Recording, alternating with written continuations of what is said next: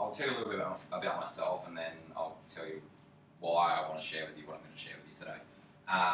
So obviously my name's Nathan. I am from Australia originally. Did my training in Australia, in Tasmania, at the University of Tasmania, Bachelor of Human Movement.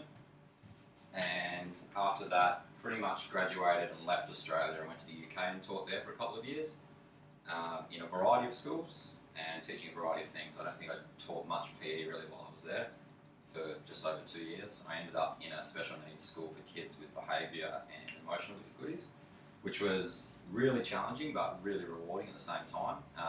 And probably learnt more about teaching and education there than I've ever learned anywhere else. After that, I went to Cambodia and taught in a British school there. Started as a middle school geography, history, English teacher, and then the PE teacher left, and obviously that was my training, so I took over that as well as doing the middle school stuff, so I was pretty flat out with that. Then I went to Italy, which was my first PYP school, and it was a bilingual school, 99% Italian kids.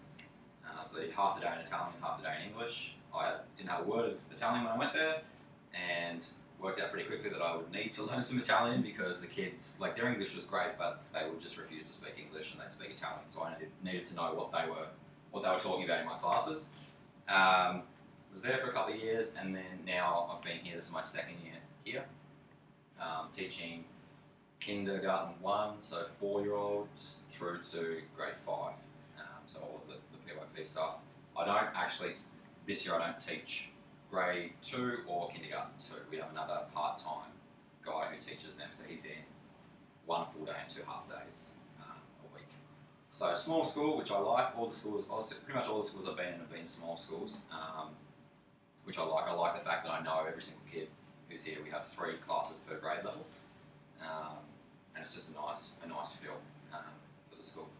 So what I want to talk about today is, I know, like, some of you I've met before, and we've been in workshops about tech in PE and using iPads and this sort of stuff. And when I was thinking about doing this workshop, I thought, well, I could do something like that again because I've been using a lot of technology in my teaching.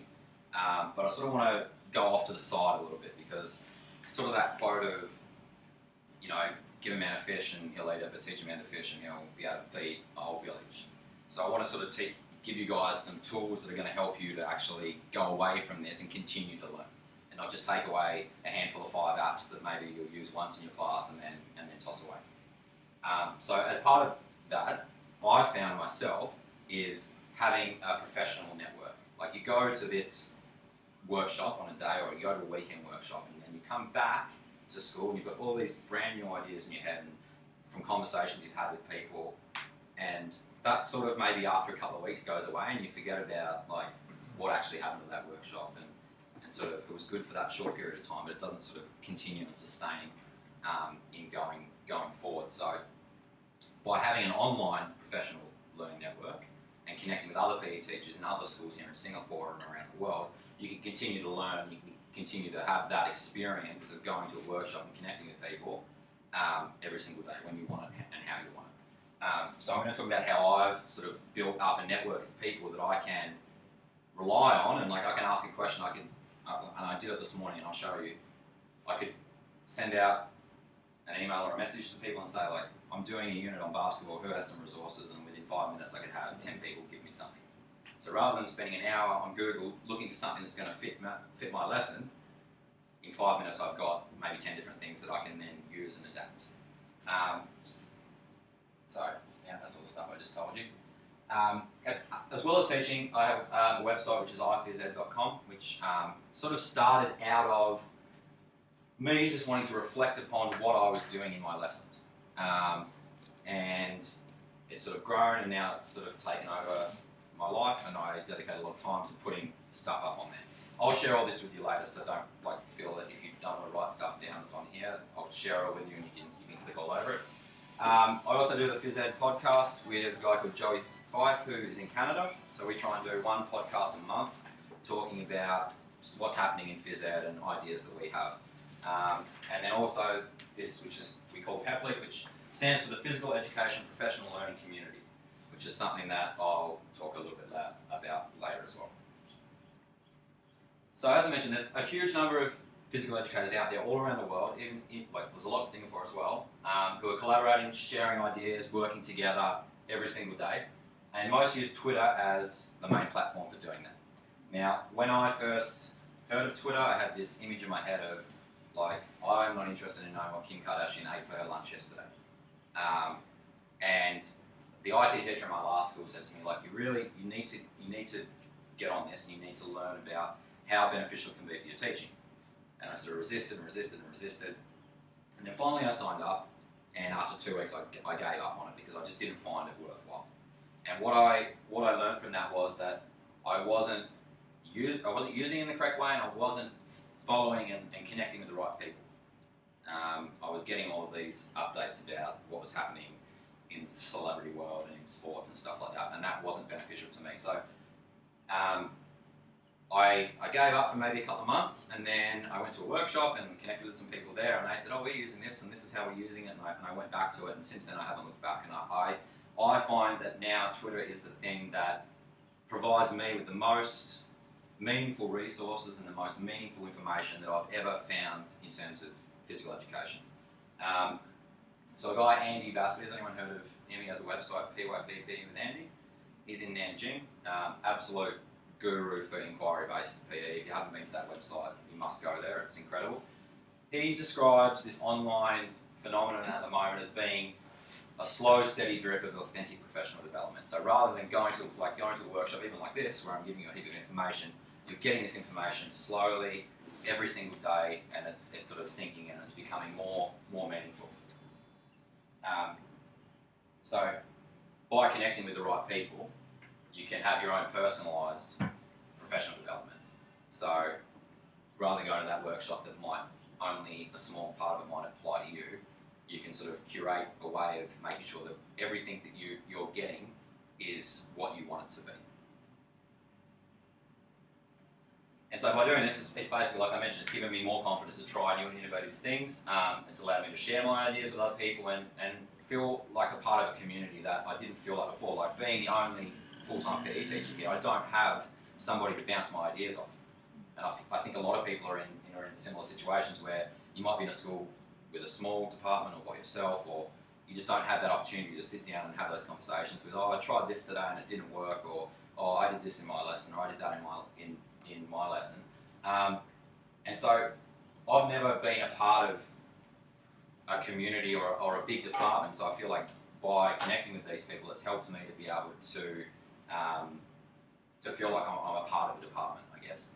And it's funny because now some of the people I'm going to show you in a minute, I consider them my friends, and a lot of them I've never met before. But just the amount of contact that we have back and forward, I feel like I'm working in a school with them.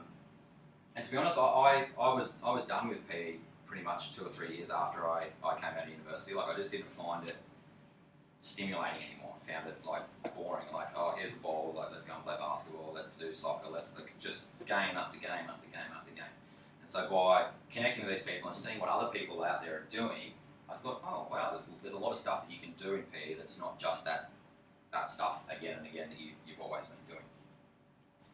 So, for example, Twitter. These are some people that I follow, and this was just this morning, or that I went back and looked at things that I'd saved of stuff that I thought was beneficial. So this guy Shane Pill is a lecturer at a university in Australia. He's written numerous books on teaching aids for understanding and game sense approach and stuff like that. So this is just something that he sent out, talking about teaching aids for understanding and how the question before tell leads to techniques, leading to technique practice rather than learning the techniques, the skills, and then playing.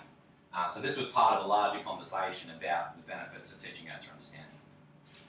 There's another one from the Physical Educator, which is another website. So he set up, Joey set up what's called the Phys Ed Playlist project. So if I click on that, you see it's just a Google spreadsheet which has a list of songs that people have submitted that might be beneficial for you in your PE classes, whether you're doing dance or whatever. And it's actually, you can't really see down the bottom. I'll drag it up a bit, you won't be able to see. You can't. Anyway, along the bottom here, there's like pop, rock, hip hop, Halloween, country dance, like lots of different styles. So if you're looking for music for your class, for your whatever, like that's all there, and it will just continually be updated. You can see down the side here, these are the people that have added to that. So again, really just simple resource that can be really helpful. And then again, the third one there is just another teacher in the US saying, here's a link to our games and strategies. So there's another sort of presentation there that has a heap of games on it. So very short, but I find that a lot easier than searching through Google for something that maybe I might not find. So this morning I sent out a tweet asking all the people in my network how they found their phys ed tribe or their community had helped them. So I sent this out at about 8 o'clock this morning, and this was the response that I got. So Andy here talked about the project, which I'll talk about later. Jason's in Canada. He's talked about how that through connecting with people, it gave him the confidence to go and present to a heap of teachers in Canada. Passing on great tweets from all over the world to local teachers through their network. So this is another teacher in the US. Blue Jay is a really interesting one as well. So he's talked about the opportunity to lurk on conversations between master educators on topics such as pedagogy and assessment.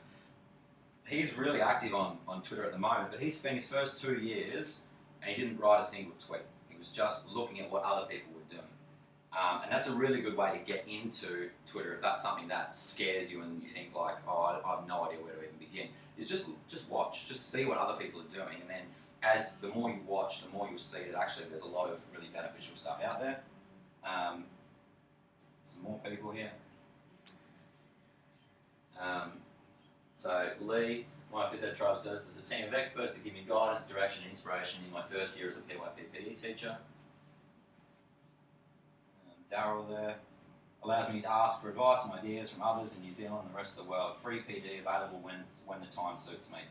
So, I mean, that was just something that I sent out this morning. I just said, tell me how this has helped you, and over the course of the day, that's what I've got back. So, imagine now you send out something saying, I'm doing basketball tomorrow. Can anyone help me with some resources?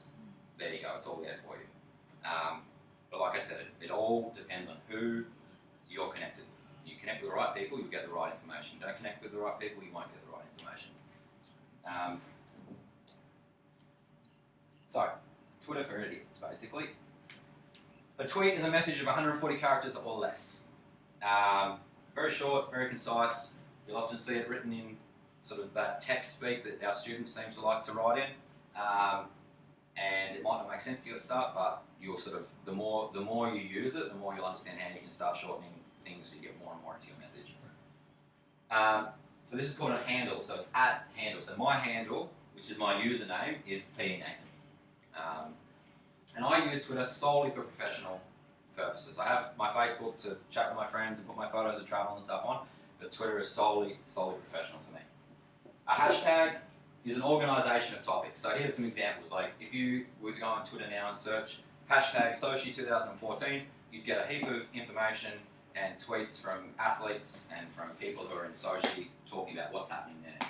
Sochi Problems was another one that went out, which was, I saw yesterday, which I thought was really funny. It was just basically a heap of pictures of like half-finished hotel rooms and toilets where there's like 4 toilets all facing each other and stuff like that. So a hashtag is basically just a way of organising information into a central place. So if you were to search for hashtag music, you'll get stuff about music. So within the PE community, we use Phys ed, which is just general, anything to do with physical education. PE Geeks, which is more about technology and education. PE Chat, which is something I'll talk more about later. And say, for example, TGFU, which is if you're just looking for information about teaching gains or understanding. So even if you're not signed up for Twitter, if I was to go on Twitter right now, and just in the search bar at the top here, just type in, like, alright, so PYP Chat is another one, which is just all PYP educators. I'm just going to get a heap of information about PYP, teachers in PYP schools.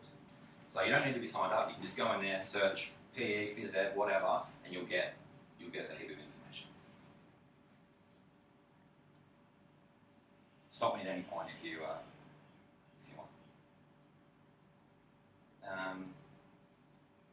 So PE chat was one that I talked about before. So this is every other Monday. Today is actually, it's on today, so I thought maybe as we go through we can actually look at this and maybe even send a tweet into this today. So every second Monday for 24 hours basically. It starts in Australia at 7 p.m. in Australia.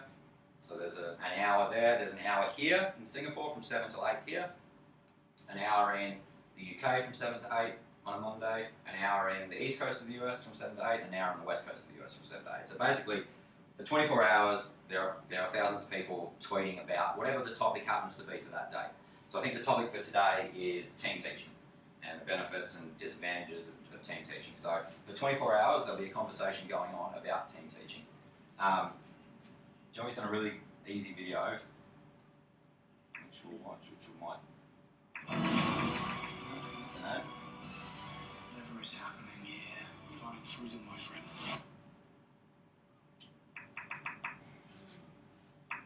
So, what's PE chat? PE chat is a discussion about physical education. It's a Twitter chat that takes place every other Monday. Wait, did you say a Twitter chat? Yep, there are a lot of chats that take place on Twitter. They all work with hashtags. People include hashtags in their tweets so that other people can find them and follow them. You can follow Twitter chats by using Twitter's search feature. When you see a tweet with the hashtag you're looking for, just click reply to start a discussion. You lost me. What's a hashtag? On Twitter, the pound sign is used to create hashtags. Hashtags are used to mark topics or keywords in a tweet. People use hashtags for all kinds of things. Within the Phys community, we use the PE chat hashtag to mark tweets that are relevant to our bi-monthly Twitter chats. Okay, so what do you chat about?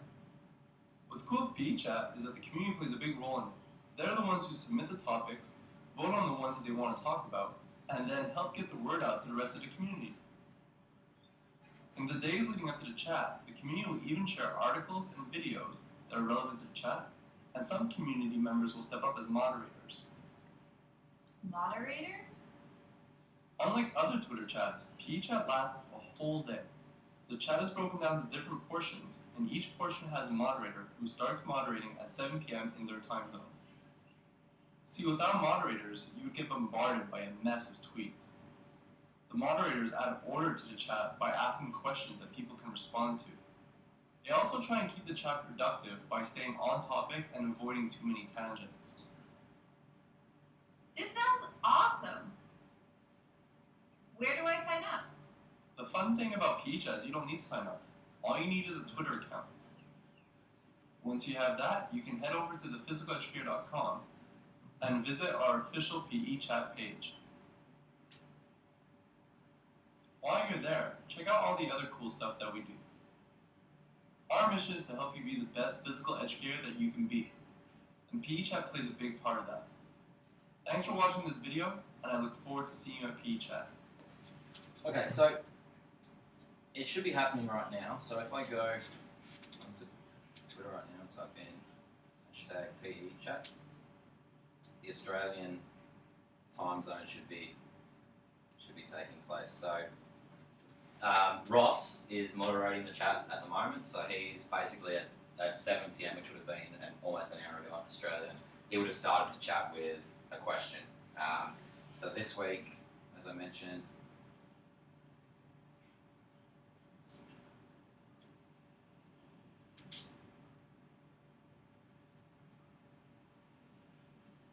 the topic was team teaching. Okay, and the guiding questions were what are the advantages of team teaching, what challenges does team teaching present to teachers, and how does team teaching affect student learning? So basically, he would have started that chat at 7 p.m. with the question, what are the advantages of team teaching? And then anyone who's out there that feels like they want to reply to that would have started that conversation. And then it sort of, as he mentioned in the video, sometimes it tends to go off on a bit of a tangent, and that's fine, and it'll sort of go there for a little bit, and then after a certain amount of time, it'll get dragged back. Okay, question 2. And even if you miss it for some reason, it's fine, because at the end of that that chat, what Joey does is he puts together a whole basically document with every single tweet that was tweeted out during that time. So you can go back and actually read through what people have been talking about. So if you go back here, so this was the last one was digital assessment, which was the 27th of January, and he's written a quick blog post with a summary of some of the best replies that people made about digital assessment in PE. So even if you miss it, or you don't want to take part in it, you can usually, probably the Tuesday or the Wednesday, go and find a quick summary of what people are saying about that topic. So what I'm going to do right now is I'm going to send a quick tweet to Ross. So here we can see this one here. 13 minutes ago he asked the third question, how does team teaching ultimately affect student learning, or at least what is the intention? So I'm going to reply to Ross and just say, I'm not going to reply to this question, I'm just going to tell him currently in a workshop with some, I'm going to put hashtag PhysEd there. Okay, so that's going to help anyone who's searching for that hashtag to find this tweet.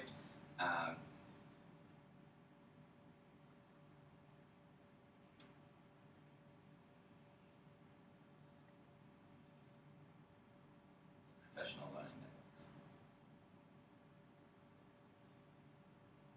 And I want to make sure that I include PE chat on the end of that, so that it also gets, when people search for PE chat, they'll find it. If I don't include PE chat, it won't get included in when people search for that hashtag. So I'm done. Okay, and then that's sent. So now if I go to the top and refresh,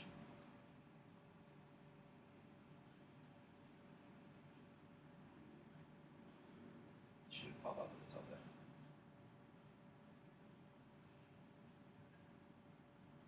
Actually it won't, because I've replied to him. Because I replied to him here, it'll just pop under there. Had I put a new tweet, it would have gone up to the top. So I think like it can be daunting at first, and it can be very foreign. It definitely was to me. But I find now this, like, first thing I look at in the morning, last thing I look at night before I go to bed, like, to see if there's anything there that's going to be beneficial for me that day or the next day. So what I thought basically we could do is, if you wanted to, is sign you up. Does anyone have a Twitter account right now? No? I thought we could sign you up right now, and you can send a tweet into this chat right now and just sort of see what it's like. I can support you in doing it, and then if you never send another tweet again, then that's fine. That's your choice. But at least you have it there, and then you can use it. You can search, and you can find whatever's beneficial to you. Once we get you signed up, I'll share with you a list of, or as we go through the process, there's a list there of, there's about 10 or 12 people there that are must follow. And if you follow these people, I guarantee you within the next few days you'll find something that's going to help you in your school. So if you want to get your iPad, computer, whatever you have, and go twitter.com, we'll get you signed up and we'll get you started with trying to connect with some good people. Nathan, can I ask you a Yep. question? So you're on the Twitter account, and Yep. like you say, you've got a basketball lesson that you have to Yep. teach that day, and so a year later you're thinking, oh, somebody sent me a basketball clip. How is it easy to access that from even like a year or 2 years? Yeah, I'll show you. There's a way that you can save the tweets that you want to keep. It's called favoriting. So you favorite the tweet, and then there'll be a list of all the tweets that you've then basically saved. So it's like bookmarking, I guess. Sure. Yeah. Because this is still a bit hard for me to understand. Okay.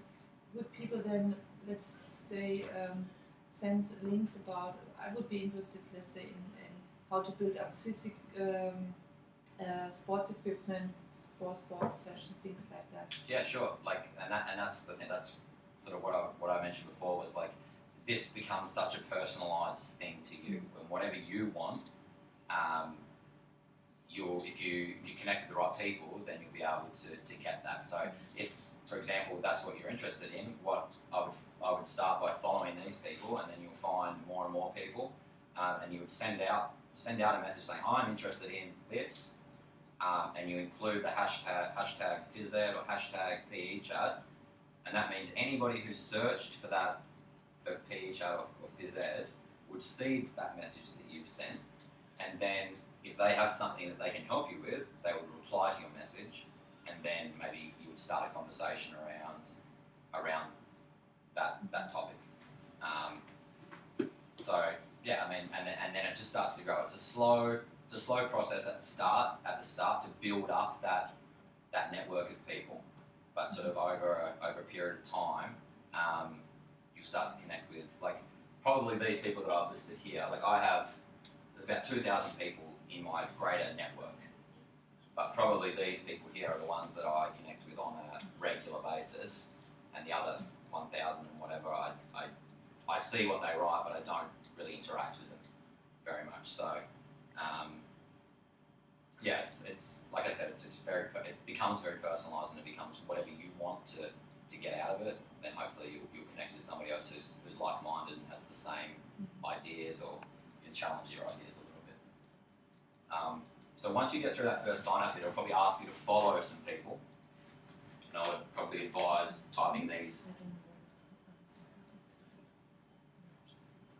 Yeah, if you don't feel pressure to, but if you want to share and look, then please do. So that's basically that's a basic, I guess, introduction to it. I can't sort of urge you enough to try it and give it a fair chance. I know it can be daunting and it can be something that's completely foreign to you, but like I said, like I tried it and I gave up after 2 weeks, and I didn't think I'd go back to it, and then I did, and it's helped me to connect with some incredible people that I've sort of done a lot of collaborative work with, and we've shared ideas, and it's just made me a better teacher all round than I was before. So that's sort of Twitter. There's a couple more things that I want to show you really quickly, and then sort of on a different level. And then if you have any questions and stuff, we can go from there. And you'd really say that it would save you time instead of Google? Yeah, definitely. I'll show you once I've done this, I'll show you it's a Google presentation basically that I think 50 or 60 people have added to, and it's called Instant Activities. And people have just added a game per slide. And it's like, it might be, frozen tag, or some other, like just every slide is a different game that people are just continually adding to. So if I'm struggling for a game, I'm just thinking, like, I've got this class, and I know I'm going to have about 10 minutes where I need a game. I'll go there and I'll just like flick through it and find a game that I think will work with my students. And that's come out of a conversation about people just talking about, okay, well, what are some quick, easy games that you do in your lessons that don't use much equipment, or you can set up in no time. So that was just a conversation between people, and somebody said, why don't we set up a shared document on Google presentations, and everyone can add to it. So it's there as a resource now, and that maybe would never have happened had people not connected with each other and started to have those conversations. So, like I said, it all depends on who you connect with, and if you connect with the right people. The other thing I talked about earlier, which is the PE, Physical Education Professional Learning Community, and this has come out of all of those people who are using Twitter and starting to have conversations, because we found that what was happening was that those tweets are very short, they're only 140 characters, and often you start having a conversation with someone who's going back and forth, but you're not really getting too deep into what you're talking about. So myself and Andy, who's in Nanjing, and Kellyanne Parry, who's a lecturer at the University of Wollongong in Australia, we started chatting about, well, how can we extend the conversations more? And so we set up this community, and instead of it still uses Twitter, but we've also started to use Google Hangouts as a way of extending those conversations. So we basically just sent out a thing and said, who's interested in taking these conversations further? And we came up with these 5 key themes. So it was leadership and mentoring, instructional models, assessment, innovation and technology, and curriculum and programming. We said, okay, who's interested in joining a community where we discuss these things, and which of these things are you interested in? And then what we did was we just put people into groups based on where they were in the world, so try to keep people within certain time zones, and what they were interested in. So I'm in a group right now, which is innovation and technology, where the teacher who's in Perth, the teacher who's in Australia, in Melbourne, one who's in tour in China, and one in Japan. And so what we've done is, probably only 3 times over the period of the last 6 months, is we've had a Google Hangout, like Skype call, where we spent about an hour just talking about what we do in our schools in terms of technology.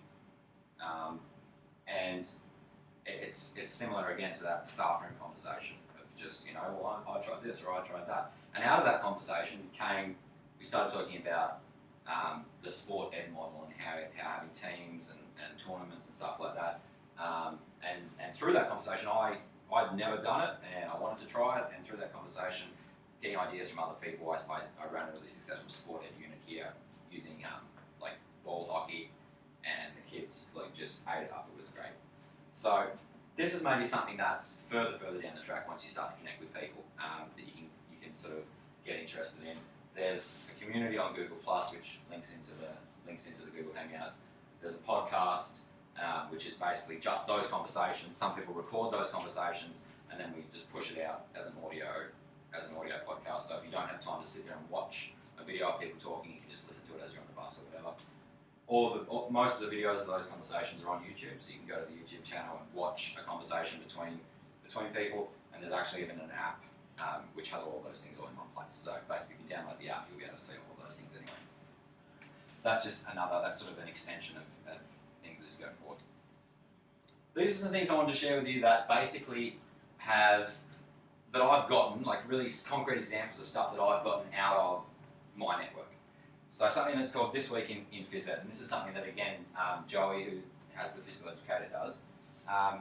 So This Week in PE, basically he looks at all of the things that have gone out in the last week on Twitter or on people's blogs or on websites about PE, and this is actually a newsletter, email newsletter. So if you sign up for it, it'll just get sent out to you every Monday with this information. So between February 2nd and February 8th, there's a heap of stuff here about what's going on. So there's some shirts and stuff that you can go and buy if you want to. Registration's open for this PE Institute in the US. Some blog posts from different websites to do with different PE. Resources, you spelled it wrong, but resources. About the Winter Olympics. And then PE chat. So basically, if you haven't been keeping up with what's going on, or you haven't been interested, then the only thing you do is sign up for this newsletter, then you're going to get the best of what's out there anyway. So this is going to just give you sort of thing, and like you just go through and click on any of those links there, and it's going to give you information about what's on it. I'll send you the link, and then all you need to do is basically put your email address in, and it should come to you. If you're on Gmail, I think it comes through if yours looks like this, we have the primary social promotions across the top. I think it comes through in the promotions part, but mine came through this morning somewhere. Maybe I've deleted it now, but anyway, it's there. So that was one thing. So like I mentioned about Google Apps, and this is something that I've really been working a lot on, and again, it's stuff that I've got out of other people. So this is my website, and this is where I've sort of just kept my thinking about it. So the latest thing I've been doing with my younger kids, especially because I have the 4 iPads from grade 3 to 5, all our kids have digital portfolios for every subject, every unit of inquiry. So they're looking at, they add their PE stuff in there. So I try to, once every unit, I probably do 7 or 8 units within my PE year for a grade level. They'll do 7 or 8 reflections or add a video or add a photo of what they're doing. And so we do that using Google Sites. So that's grade 3 to 5. But what I was finding was, how can I find a way of documenting what the younger kids are doing and still have it online, because I found that in the past I'm required to do 2 portfolio pieces per student per year from kindergarten upwards, and I was finding it ended up being, oh, here's a piece of paper, draw a picture of the game you played in PE today. And I just thought, well, that's not a very meaningful sort of reflection of what the kids are actually doing in PE. And with the technology we have, we can take a video, we can take a photo, we can do lots of different stuff that really show the parents what's actually going on in that lesson. But obviously they're not old enough to be able to include that in, like they can't go on the computer and get that video and insert it into this and create a digital portfolio. So what I found was a little trick using Google Sites and Google Drive. So basically all you need to do is set up a Google Drive folder for your student on the iPad. So I have on my iPad basically a folder that has like a class level folder, and then inside that folder a folder for every student. So if I go, for example, so FE student folders, I have all my grades there. Say I go to a kindergarten 1. Actually, no, kindergarten 1's not a good one. Grade 1. It's a little bit messy because I need to put some of those things into other things, but so 1HV is my class. Okay, there's a folder for each kid there, and then within that folder, I keep videos, pictures, whatever. Okay, so I've got that folder set up. I then create a Google site and name it that kid's name. So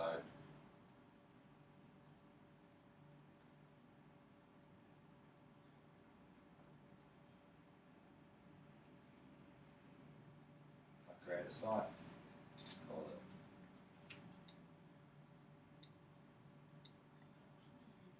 it's already got a name, Nathan Workshop.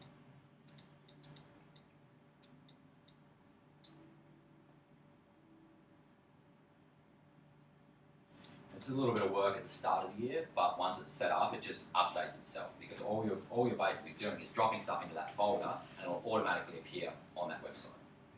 So it's just about management. There's the site. All I need to do is edit the page, insert, Google Drive, folder. I choose the folder that I want. This is not a thing, but it was still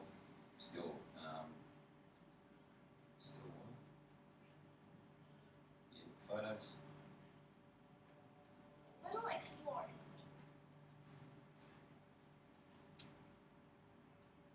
Okay, tick that, yearbook photos, select. I want it to view as a grid. Save. Save. And then there's all the photos that are in that folder. So there's a really easy way of creating a portfolio for your kids.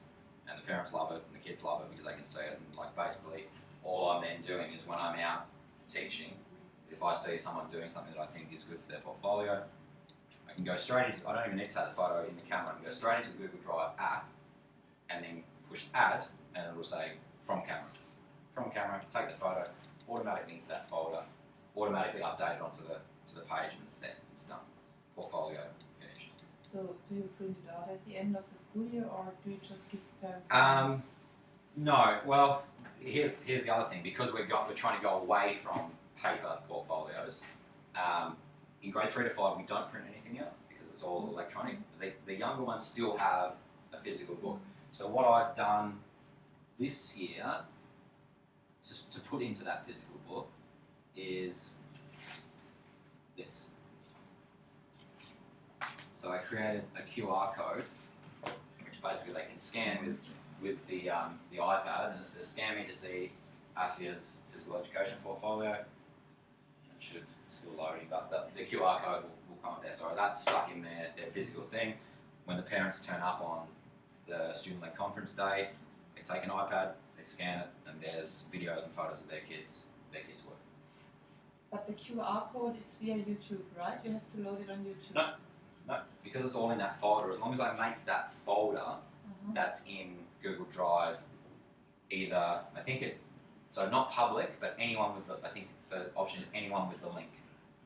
So if I go into the, so But if mommy and daddy send it to the grandparents and then to the auntie, yeah, and as long then as you've set it up, so like Alexander here, it's a bit out of control, I think. but that's up to them then. That's them sharing that with the people that they want to share it with. It's not public. It's not searchable by anybody. If you've given them the link and then they choose to then share that on with grandpa and grandma and aunt and uncle, then that's you've done your duty of care. You haven't sort of done anything that you shouldn't have done. So here, I've shared this with a few of our other teachers. That's why it's there. But if you make that anyone with a link, it's not public, but anybody with that link can access it. So if it's in that book and they scan it, then they can look at it. If you have it as private, or I mean, you could do that if you just want it to be shared with the parents. Then you just share that document or that folder with the parents, and then they can view that. They have to just sign in with their email address, and then it's still private. So that's I've only really started. I've had the folders set up since the start of the year, but I've only really started to add that into the site. I only discovered that little shortcut a couple of weeks ago. The shortcut where you just go right to Google Drive. Yeah, just embedding the folder in. So so you go to your class and click on Billy and say I want to. Yeah. So when I was on. Do you mind just walking us through? Yeah, I'll walk you through it all the time. And what I'll do is I think I've got a video that shows how to walk through it anyway, which I can include for you. So I went into sites.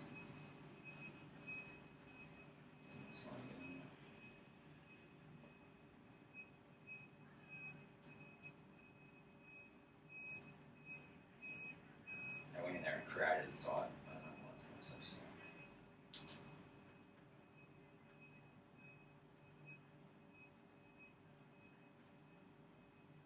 Anyway, so imagine I've created this site and it's now blank. I click on the edit page, which will give me all the options to do whatever. And of course I can include text, I can include whatever I want there.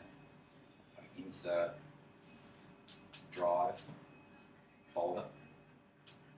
And then it's just a case of finding the folder that you want. And the only thing is you need to, for some reason, sometimes these tick boxes don't appear. I don't know why, but it just happens. We just click off of it and click on it again until the tick boxes appear. And then whatever folder I want to include is, don't go into the folder. Just make sure it's checked, and then select. And it'll give you these options. So you can include a border, you can include a title, you can make the height, whatever.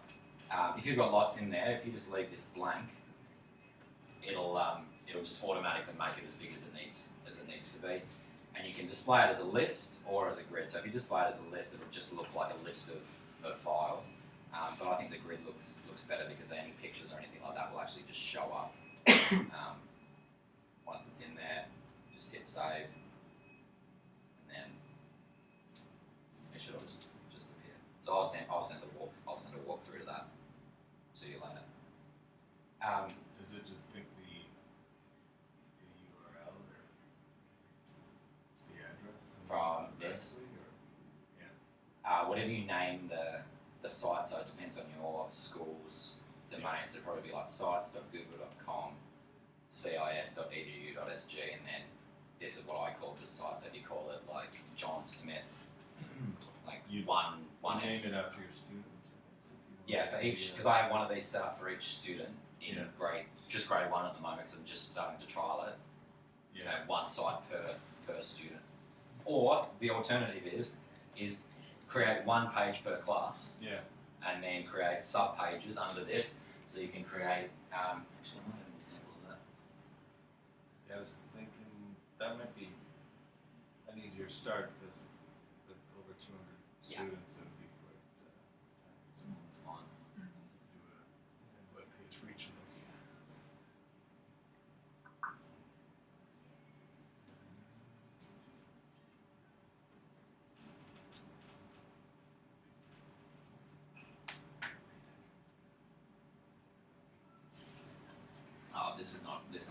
can sort of see the example. So you could create just other pages underneath here, one per kid, and then just do that same process into this. And then this is a class. This is like grade 1 SR class, and then every kid has a page. The only thing with that is, the only reason I didn't do that is because then you get into that tricky issue of like who can see what, and some parents can see it, and like maybe some parents don't want other parents to see their kid and stuff like that. But I mean that's a discussion to have, I guess, at a school level. And then how do you connect it to one of those codes? So QR code. So you can Google any stuff. There's a heap of websites out there. You just Google QR code creator or QR stuff. I think is the one that I've used before. And then I just paste, like say I put www.google.com in there. It'll just create this, and then you can just copy and paste that into wherever you need. Anyone who scans that will take you to this website. So you just copy that site address into there. Whatever the portfolio site was into there, and it'll create one there. I know time's getting away from us, so I'll just sort of quickly go through the last one. I'll send all this stuff out to you after it. So there's a heap of other Google stuff that I've done on there.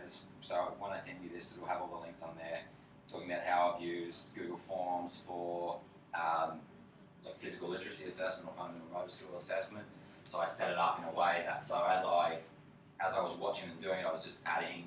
I think it was yes or no or not yet, and I set it up in a way so that as soon as any square that had a yes in it would come green, orange for not yet, and red for no. So I can really quickly just look at it and say, okay, I can see that this kid is like everyone's struggling with whatever this is. So this is something maybe I need to look at as a whole class. This was I think kicking for a grade 1 level, or I can say, okay, this kid needs help with whatever. So again, it's all described there on how to do that, so I won't go through it now. Again, Google Forms for record keeping. So for our swim gala, how I kept records of all of the times that the kids had in their practice swims, and then that while I was on the side of the pool, I was using my iPad putting the times in. Then I had one spreadsheet which had all that information on it. It was just a matter of sorting it from fastest to slowest, and then just pushing those kids off into different races. And again, just other ways of doing portfolio. So this will show you how to take a photo or video inside Google Drive app, save straight into that folder. So it's just a matter of like just exploring all those things and how it works. So I've tried as best I can to make it as simple as possible to understand. Like you can watch the video, slow it down, go back, go forward, whatever. So that's it. I won't go through the sport ed stuff now. You can look at that once I send this to you. Google Scripts is another one, which is something that I'm trying to explore at the moment. And basically, it just is like an automatically, I guess is the word that they use for it with Google, is you can attach certain programs, I guess, to your spreadsheets or to your documents that will automatically do other things. So it's just about making your life easier. So there's one that I'm going to really quickly show you. It's like how to create certificates really quickly without having to go through and write every kid's name on a certificate and sign it, whatever. So something I set up earlier when you guys came in, just going to close a lot of this stuff now, was I asked you to fill in that form. So if I go workshops,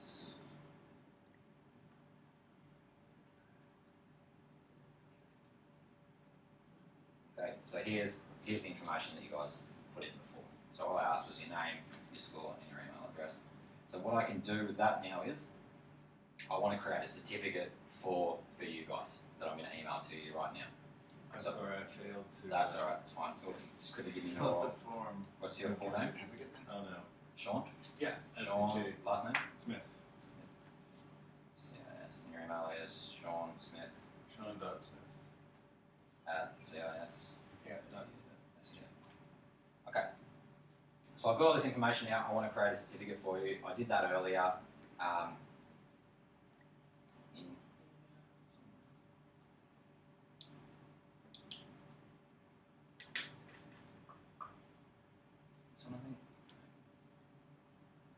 In So I just created this really quickly and easily. And you'll notice that it has here this name. So that can be anything.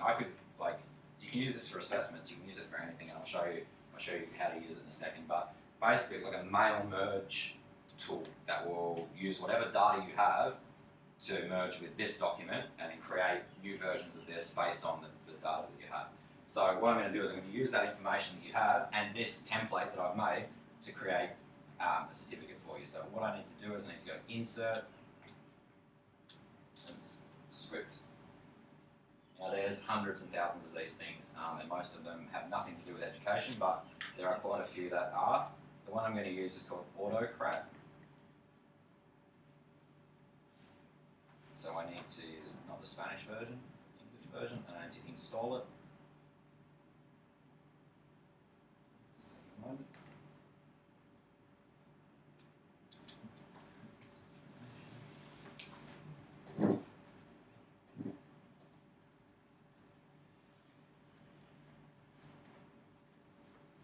So basically you just need to authorize it basically to create new documents. You don't authorize it, it can't create new things for you. So that's set up now. Now you'll notice along the top here it's actually added another menu there called Autocrat. So if I click on that, it'll say what is Autocrat. I can read that if I want, but I want to run the configuration just to set this sheet up to do it. Alright, so it's asking me to select a template containing the tag. So these are the things I asked, the information I asked for you before. The timestamp which it automatically gives me, name, school, and email address. So when you saw that certificate before, it had the arrow, name, arrow. Okay, because I knew that's what I wanted. So I basically need to choose template from Drive, and it should pop up here. Look for it if I want. Okay, so there it is. Select it. Okay, if for some reason I choose something that doesn't have this in it, it won't work. So it has to have that. It's recognised that this document now has this in it, so it will connect to this. Save it. Again, I'll give you a walkthrough of this.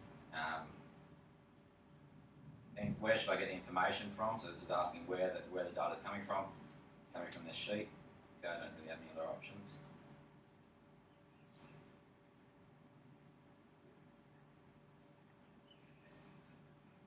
This one you don't have to worry about, you just ignore it. I did choose a template. Let's try again.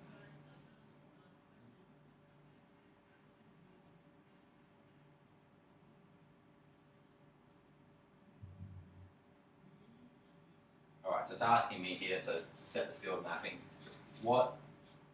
So what am I looking for? I'm looking for name. Obviously I don't want school to go in there because that's not what I want to go on that certificate. So I need to make sure that whatever I have on the document matches the information that I want to go on there. Save that. You can't really, it seems complicated, but you can't really go wrong because if you put the wrong thing in, it won't work, and then you just have to go back and change it, and you'll end up like the first time I used it, it took me about 5 times to make it work, but it's sort of become second nature now. So I have some different options here. I want to save the file to documents. Okay, so it will save into a folder. And I want it to create, I can either make it create a Google Doc or a PDF. So I want it to make a PDF. And I need to call it something. So I'm going to call it, this time I need to use one of these things here. So again, I'm going to call it name. So whatever the name is, will be the first part of the certificate, and then certificate. I want it to, I can send it via email to you, so I want to send it to your email address. Email address, subject, certificate. Thanks for coming. Okay, I want it to be a PDF, and what I can actually do is I can set it up. If this is like this was the Google form, so say I ran this workshop again tomorrow, and some new people came, I would use the same form, and as soon as the moment that they submit their information, it would automatically create that thing. So if you're using this for kids, for like a sports day or a sports team. Like I've just done it for my football team that played their finals on Saturday. As soon as they signed in, bang, certificates sent, emailed to them, done. I haven't had to touch anything. I set it up and away it goes. So I now have a set of certificates that all I need to, like it'll automatically take their name, whatever their team is, and plug it in there, and then it's just a matter of printing them out and they're done. So save this. That was a bit temperamental.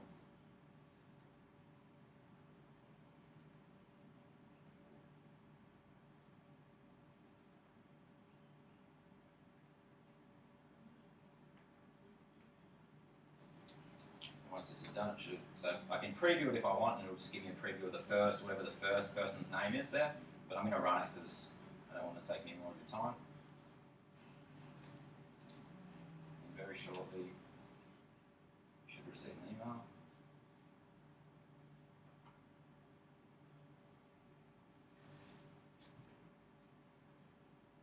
So basically, like I said, oh here it goes. So it's just starting to create those things. So PDF successfully created, attached in a mail to Hiking Montauk. So you should have an email to you now with a PDF of a certificate in there. You don't need to email it. You don't need to include that step in the process if you don't want to. But I find that's a really easy way to do it, and it saves me on printing, and it saves me on paper, and the kids can have it and do whatever they want with it. So that's just a really basic, simple way of doing this, but like I said, I know people who use this as a way of, especially in high school, getting feedback to their kids about their lessons. So maybe they've done a lesson on skill development or whatever, and the teacher's been there filling in a Google form on the iPad about, okay, how well is this student doing basketball shot? If they have it set up right, the moment that teacher hits send, the student will get an email to their account with feedback about what they've just done, and then that's a really easy way of assessing, and it's easy for you, it's easy for the kids. So I know a lot of what I've said to you today has probably gone over your head, or maybe some of it has, some of it hasn't. But I was probably in the same situation that you're in right now less than 18 months ago, and I've been able to, through connecting with people, do stuff like this. And it's not that difficult once you sort of start to get your head around how it works. So I can only encourage that you sort of, just like I said, that guy lurked on Twitter for 2 years, just looking at what other people were doing before he even started to share anything, and now he's running workshops and speaking at universities and doing all this stuff in Canada, just through being able to. He talks about finding his voice. It took him 2 years to find his voice and find what he found beneficial to share with other people. So, don't feel that you need to share stuff with people. You can take as much as you want, but you'll probably find after a while you start to get engaged in a conversation with somebody, and then it'll snowball from there. So what I'll do basically is I'll send all this stuff out to you. That's how you can contact me. So you can contact me on Twitter, email, my website, and we have a school blog as well. I haven't updated it as much this year as I would have liked, but that sort of just shows some of the stuff that we do in our classes. I'll email all of this to you as soon as we're done. So you'll have this thing. Basically, anything that's on this presentation that's in that sort of green colour, you can click on, and it will take you to a link or show you basically what it's talking about. So there's stuff there. These are 2 videos that will show you how to sign up, how to tweet and use hashtags, and who and how to follow. These videos are a little bit old, but you still get the basic idea. Under here as well, this is something that maybe you should try. This is actually something that Jared, the PE Geek, set up. So it's called the 14-Day Twitter Challenge. And it'll basically get you started in 14 days and get you, by the end of that 14 days, you should be pretty much into it. So, for example, like day 1, which we've just done, is sign up. So we've done that. Update your profile on the 2nd day. Find and follow day 3. Day 4, your first tweet. Some of us have already done that. Again, day 5, the basics. Okay, how to do it on your mobile device. Share an article. Okay, so it's just basically 14 days, one thing a day. So it should only take you 5 minutes, and then by the end of those 14 days, you should have a pretty good idea of how it works and how it can help you. Yeah, like I said, I can't sort of speak highly enough of how valuable it is as a PE teacher, and how many people are out there are so willing to share stuff. Like, I feel like often in schools we have this mentality of wanting, like, if you've got something good, you want to keep it because you don't want to sort of like give it away to other people for free. But it's incredible how giving people are, and like, oh yeah, like, here, take all this information and all this stuff that I've worked so hard on for so long. Because I think as PE teachers moving forward, we want to be seen as more than just somebody who goes out there and throws a ball at some kids and tells them to run around. And I think we're well past that, and we're moving into a time where PE and phys is becoming really important for our kids and for the future. So yeah, like I said, I can't sort of speak highly enough of it. So stick with it. I'm more than happy to help you, and any questions you have, just email, send me a tweet on Twitter, and I guarantee you within an hour I'll be back to you. Generally, my day looks like I come in the morning. First thing I look at, I'll check my email, I'll check this, Twitter, see what's out there.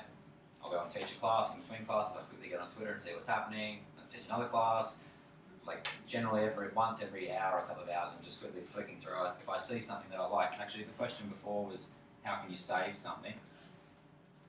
So, if I see something I like, alright, so here we go. Like, Jared 4 minutes ago has written a post about student-led game setup.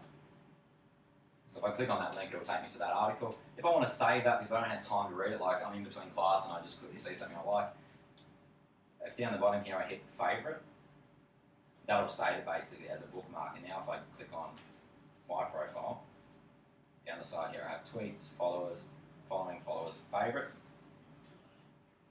And here's all the stuff that I've saved over the last period of time. So I can then, like, later on when I have time at home, I can go back and I can quickly read that. And if I find that it's not beneficial to me, and I click favourite again, and refresh, it will come out of that list and it won't be there anymore. So if you find that you start to get clutter in there and stuff that you're not using anymore, then just click unfavourite, and then that's sort of a way of bookmarking stuff.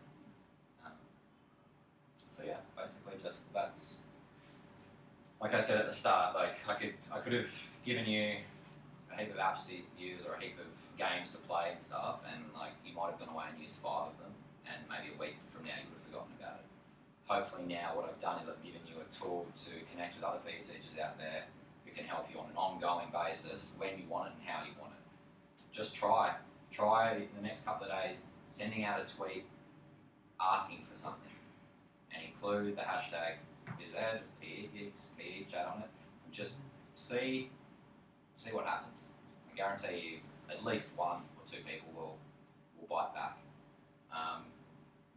The only other thing that I would say, like you mentioned on day 2 of that 14-day thing, is like basically add a photograph and add some information, because the thing with Twitter is it's such a big thing in the world right now that there's a lot of automatic things that are made, and you'll see a little picture of it. Basically, when you look at yours now, it'll be a picture of an egg. And so I sort of get the feeling from talking to people that if it's an egg, people sort of get this idea that, okay, this is not a real person, or this is not something that's going to be real. So it doesn't have to be a picture of you, it can be a picture of anything.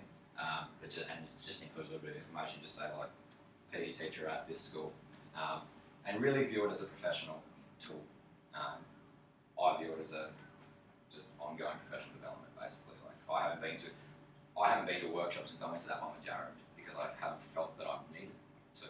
Because like even that workshop I went to, and I was like, oh, half of this stuff I've already seen here, and I've already spoken to Jared about through connecting with him on here.